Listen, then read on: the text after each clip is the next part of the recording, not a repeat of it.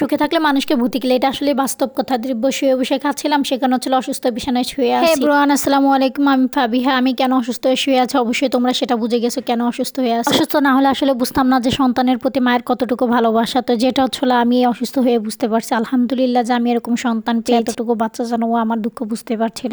তো যাই হোক, কেন আমি এত অসুস্থ হয়েছি সেটাই তোমাদের সাথে শেয়ার করবো। চলো, রাত 8টার পরে যেন আমার মাথার মধ্যে হচ্ছিল ভূত চাপে। তো যাই হোক, আমি হলো খুব ভর্তা বা ঝালাই খেতে মনে চাচ্ছিল, সেজন্য আমি একা একা 3টা পেয়ারা নিয়ে নিয়েছি। যেহেতু আমি খাবো আর আমার মেয়ে খাবে, অন্য কেউ খাবে না, তো সেহেতু 3টা পেয়ারাতে আমাদের যথেষ্ট ছিল। তো আমি পেয়ারাগুলো এক এক করে কেটে নিচ্ছিলাম। অনেকে হয়তো ভাবছেন যে পেয়ারা তো ছুরি দিয়েও কাটা যায়। ভাই, বটি হলো বাঙালির ঐতিহ্যবাহী জিনিস, তো সেটা ছাড়া হচ্ছিল কাটা অসম্ভব। তো যাই হোক, আমি ছুরির থেকে বটি দিয়ে কাটা দেয় স্বাচ্ছন্দ্য বোধ করি। তো এতে হচ্ছিল আমি লেবু নিয়ে নিব। কেন লেবু নিব সেটা আপনাদের সাথে শেয়ার করছি। লেবু এবং লেবুর পাতা তো অনেক সুন্দর একটা ফ্লেভার আসে, যেটা হচ্ছিল যে কোনো মাখাতে খুবই ভালো লাগে খেতে। তো যার কারণে হচ্ছিল আমি লেবু বা লেবুর পাতা না হলে আমার যে কোনো মাখা ভালো লাগে না। এটা অবশ্যই আমি আমার শ্বশুর বাড়ি থেকে খাওয়া শিখেছি। এতে হচ্ছিল আমি বিট লবণ, সাধারণ লবণ এবং শুকনা মরিচ, কাসুন্দি ইত্যাদি সব কিছু নেব এবং লেবুর রস নেব। গোটা লেবুটা আবার নেব না। আপনারা হয়তো ভাবছেন লেবুর খোসাটা শুদ্ধ নিব না, আমি লেবুর রসটা চেপে নিচ্ছিলাম এরকম ভাবে। আর মাখাটা হচ্ছিল যত সুন্দরভাবে মতো হবে বা মাখা হবে তত খাবারটা টেস্ট লাগবে। বিশ্বাস করেন বা আমি বলছি যেন আমার মুখের মধ্যে পানি চলে আসছে। কিন্তু এই খাবার খেয়ে কিন্তু আমি অসুস্থ হয়ে পড়ছি।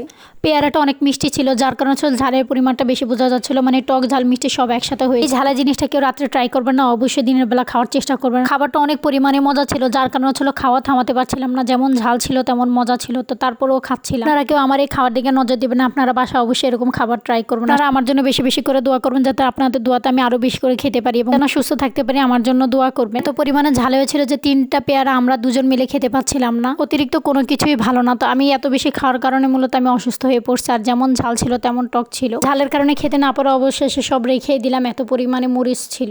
ঝালের কারণে আমার চোখ দিয়ে পানি বের হয়েছিল। যাই হোক, সবাই ভালো থাকবেন, দোয়া করবেন। আল্লাহ হাফিজ, টেক কেয়ার।